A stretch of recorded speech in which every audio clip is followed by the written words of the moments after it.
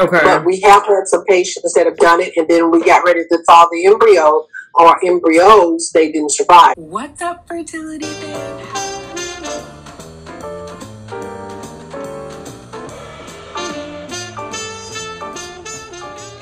Let's get these babies, ladies.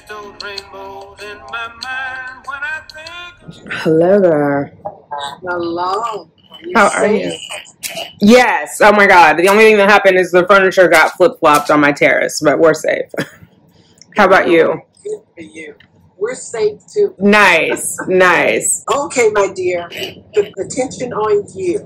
So I agree at this point, Tanika. I think immunologically, because I don't believe that every embryo from that donor that young would be abnormal, and your lining looks great. We've done the tests, to see if it's appropriate lining for implantation. So it has to be what else is going on. And the only other thing that, besides what was already been done, would be, is there something in your body causing the rejection? Now, they may find something and they may not, If they do, then it would be typically intralipids or IVIG or maybe steroids. But even in that case, we tried the Medrol, Right. I'll be interested to see if they find anything. For some patients, we have found something immunologically, and for some people, we have not. And then in those particular cases, then that's when you start thinking more like a gestational carrier. Oof. Okay. Well, no, the whole point of you doing this is to be able to, experience it yourself. Right. Right. Yeah. Oh my God. Yeah. So as you know, I talked to Dr. T, and so I'm doing blood work today and tomorrow. Today is my non-fasting blood work, and tomorrow is the fasting blood work. He did look at all the records preliminarily, and he said that the thing he would change is with the corticosteroid. He would start it the same day that estradiol starts instead of progesterone. But that was preliminarily. Right now, we're going to do a whole workup. So I'm going through this place called Pregmune. They're going to do the risk analysis, and so there's a lot of blood work. And then there's ReproSource, which I have to go to either Jersey or Connecticut for testing because it's not allowed in New York. So I don't know what that's about. Right. We'll see. New York is very strict. A lot of stuff has to be approved. New York is more strict than the FDA sometimes. Oh, wow. Because I remember in 2018, I had asked about an ERA, and you were like, it's not allowed in New York. We'd have to send you. Now it is, but I remember that. So I was like, okay, they just have these different regulations. Right. Okay. And then I guess what about, because the other thing is I know it's either me or the embryos, right? And I've been I don't find any studies that show an improvement for I've got 2 young donors with no fertility issues. And I know young people could have an issue, but like you said, it's been 4. So part of, we talked about it before about not testing them, going into it. And then the second opinion doctor said the same thing, consider it, go through the risk. My concern with that is, or my question is, are the risks any greater given that these have already been biopsied? Would biopsying them again increase the risk of them not making it? Do you know what I mean? Well, they haven't. What we're talking about is the thawing process. Okay. Okay. So if you're thawing the embryos, will they survive the thaw? Yeah, they probably will. Okay. You've had some thaws before. Right. The 4 have thawed. Right. And they did fine. But you go to thaw. Now you go to biopsy. Okay. Mm-hmm. And then you go to freeze again. And then thaw again, Thaw potentially. again, if it's normal. Exactly. So there's not a lot of freezing, thawing. And like I said, I have had patients do it. Or we can just say, because there's nothing that we say we don't 100% advise it. We just want you to think through the process and know what the risks are. Okay.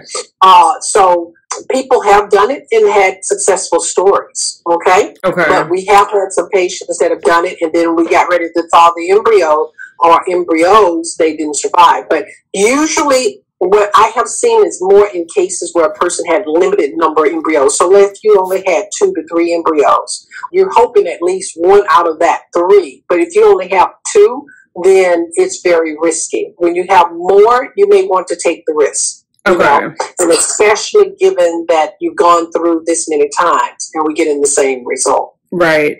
Okay. So I have would 6. say use it as a last resort. This is what my suggestion would be, Tanika.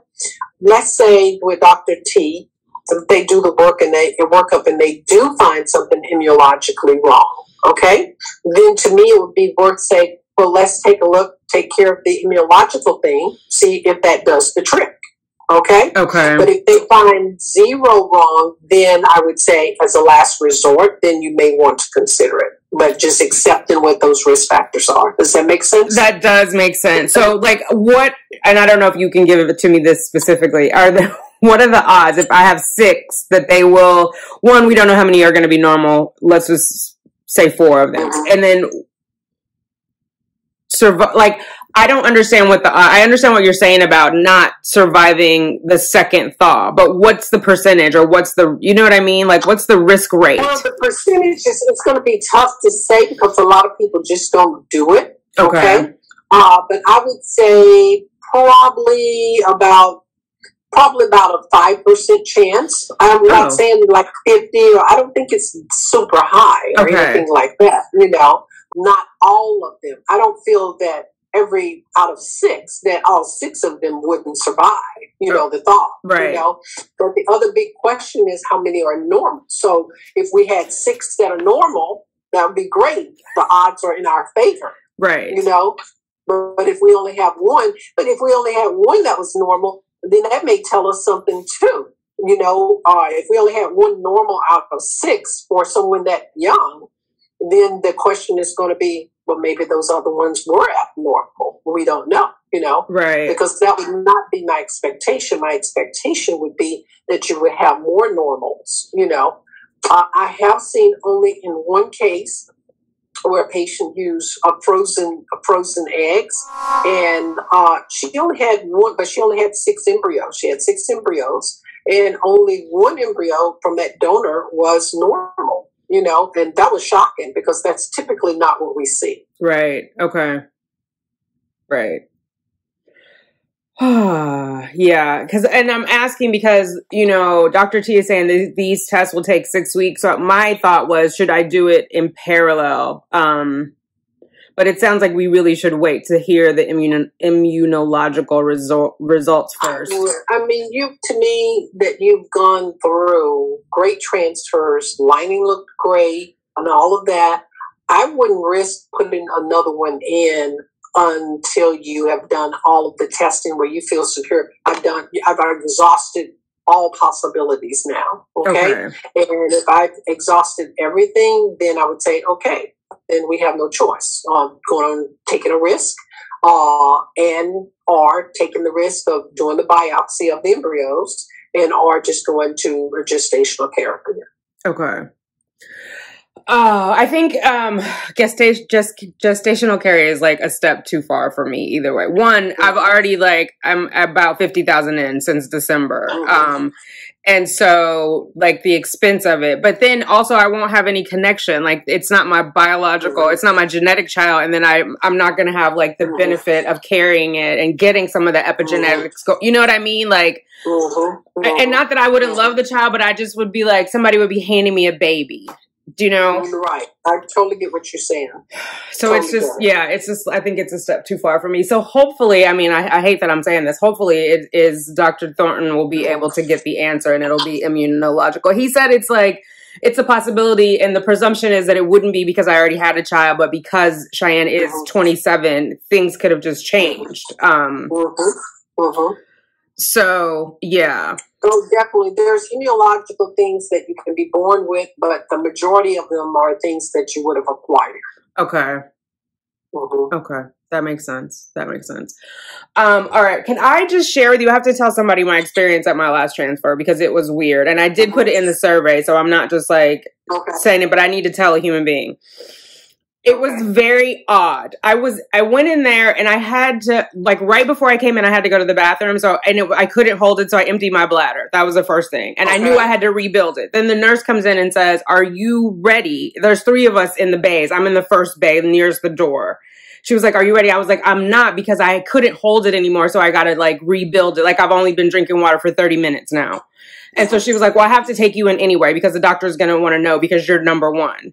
And so I thought that was silly because I'm telling her it's not full, but I go in there, I have to get undressed, I have to get scanned to find out my bladder is not full. So I go back into my bay. We have to do this a total of 2 times. The nurse is getting frustrated with me to the point where I'm trying to drink the water so fast. I have it in this, but I've refilled it where you guys have that dispenser, and it's cold water. So then I start throwing water up because I'm trying to gulp down this. The nurses hear me and they say, let me move you to another bay, right? At this point, the other people are gone, whatever, or this in the second bay. So they move me to the second bay. So that was the first thing going in. Then I go in the room and Dr. Foreman, he goes in and he says, oh, I can see this fibroid, but it's not in the way. And I said, I'm not aware of having any fibroids. And then he said, well, did you have it removed? Which that doesn't make sense to me because if it's been removed, what are you seeing? Do you know what I mean? So now I'm a little anxious. I mean, even more anxious than after vomiting twice outside. And then he like kind of like fumbles around and he's like, well, that's common when people have adenomyosis. And I was like, I'm not aware of being diagnosed with adenomyosis. And I was like, it's my understanding a true diagnosis requires a hysterectomy. So then he's like still fumbling more, but I'm like, why are we having this conversation right now before my transfer? Do you understand? Like, I'm already anxious. Now, I had the Valium, whatever was left after throwing up, but I was like, this is crazy. So then I'm asking him, are we doing a 4 or a 6? Because nobody called me the day before. The other 3 transfers, someone has called and had a conversation with me. He said, oh, we would never do a 6 because if you have 4s, those are better. My transfer before that, they did a 6. So for him to say they would never do it is not true, right? Because I've experienced it. So he could have said it's not preferential or I directed the embryologist, whatever. But what he told me was not true. And so then the embryologist comes in. I still don't know which 4 it is because I'm trying to keep track of them, right? Of my embryos, of what's left. Anyway, embryologist comes in. They bring in the straw and he wants to know the number of the sperm donor. I don't know it. And then this is also scaring me because this is my 4th transfer. So I'm thinking, is there a possibility that my donor eggs didn't get mixed with the right sperm? Like, why will we just be finding that out today? Like, if I gave him a different number, that seems like a bigger problem. It seems like it should have been matched, both of them together, with my name and birth date. So when I show you that bracelet, you know that's my embryo. So I just went into the whole thing with a lot of uncertainty and doubt. And I did put it in the survey. I put my number in there. Nobody has contacted me. I'm not asking a response from you or to defend or whatever with Dr. Foreman. I just needed to say that to a human being. I did not have a good experience. Okay. Everything you just said with me, I would be just like you, okay? Which is shocking because he's the medical director. So I would definitely contact him, though, because I have to. You're my patient. Okay? And if you prefer, I don't have to say your name or anything like that. You can. But typically, I know that Dr. Foreman is typically extremely thorough. And I mean extremely thorough. Okay. It's sort of about the sperm donor. I'm like you because typically what we do when we do the egg retrieval, that's the time, or whenever we are doing everything initially, that's when we say, what is your sperm donor name? You know, all of that information. So maybe he just wanted to hear it himself because he is so extra thorough, and that could have definitely made a person that's like, well, nobody else has done that. Why are you doing that? Right. Okay. So that's the only thing I can take away from that, just knowing who he is. Okay. And with him being the medical director, I can see him asking that because I know that's what he does. He's just like this and that. So that I can understand. Now, for a fibroid, if he saw a fibroid, trust me, he would have been calling me immediately, saying, I see a fibroid sitting in this cavity. And I don't see anything about a fibroid in your uterine cavity. We've done all of those tests, okay? Now, if he saw, sometimes you can see, I'm just trying to, as you were talking, I was sitting here trying to run through your ultrasound reports. Okay. I don't see anything that would be suspicious for adenomyosis or anything like that in the records at all that I've seen or anyone else has mentioned. No one has mentioned it to me before, so it just took me it took me back. Right.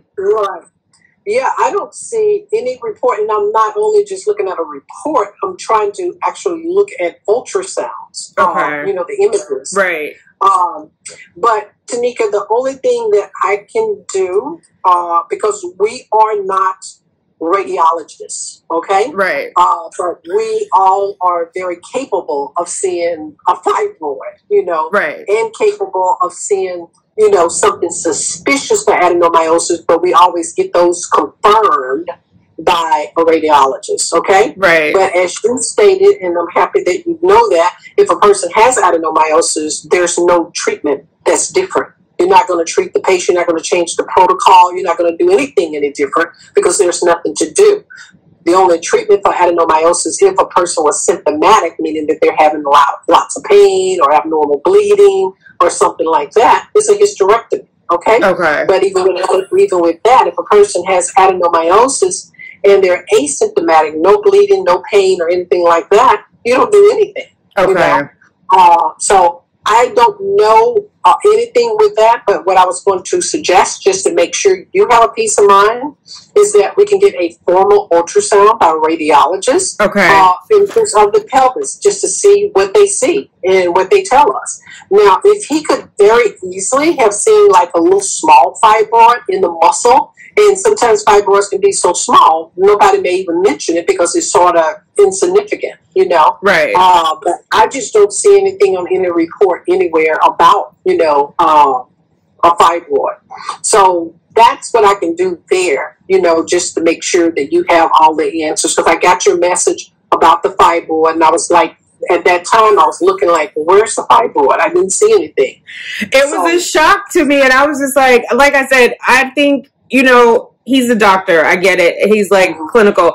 It's very vulnerable to be laying there with your pants off, your legs in the air, and getting all this new information. And then he's just like, oh, it won't matter for the transfer. Then why are we talking about it right now? You know what I mean? It was just like, it was a lot of information to try to process. And if it didn't impact anything, yeah, it was like, right. Yeah. Totally get it. I get it.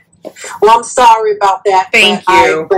But I believe for the donor thing, I think that's all that was about him just being the extra third person that I know he is. Okay. Which is good. That's what we want. Right. But I didn't know the number. Like, I wasn't prepared with the sperm number. No, you wouldn't know. You wouldn't know. And the only way you would know is just what we're doing. You share it with me, and then I can let you know, you know. But yeah. So why don't I do this? So what we will do, I will have Nolita order a high-resolution ultrasound. Okay? High-resolution ultrasound. They will do an abdominal ultrasound and a vaginal. Okay? So that way we have a thorough exam of the uterus. Okay? And then that way we can let you know if it's a fibroid there, but we can tell you it's nothing in the cavity. If it was something in the cavity, he would not have done the transfer. Okay, that's good to know. Right? Yeah, so if it's anything, and that's why he said to you, oh, it's nothing to worry about, because it was in the muscle. Okay? If you saw it. Okay? So we'll get something just to make sure that you know. Okay? Thank you. All right? And then I have how do you pronounce it? Hysteroscopy? I always say it wrong. Hysteroscopy. I'm having that. It's scheduled for next Wednesday.